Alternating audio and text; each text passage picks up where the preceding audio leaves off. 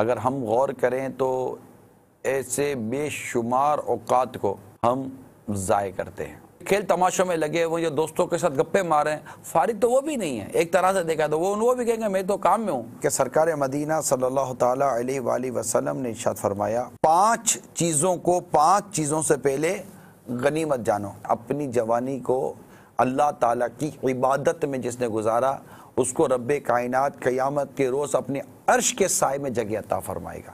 یہ ہمارا نیچر ہے، کر لیں گے یار، کل کر لیں گے۔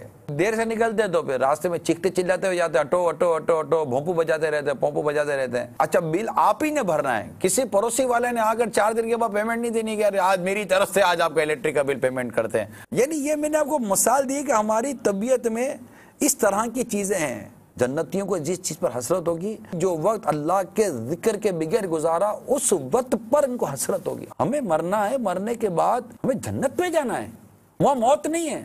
آپ روئیں گے حسرت و ندامت سے کہ میں نے یہ کیسے زندگی گزاری اپنی۔ ہمارا وقت کہاں گزرے گا؟ بازاروں میں، تفریح گاہوں میں، خریداریوں میں۔ مفتی اعظم ہند رحمت اللہ تعالیٰ علیہ کا مجھے وہ شعر یاد آ رہا ہے، ریاضت کے یہی دن ہے، بڑھاپے میں کہاں ہمت، جو کچھ کرنا ہے اب کر لو، ابھی نوری جوان تو۔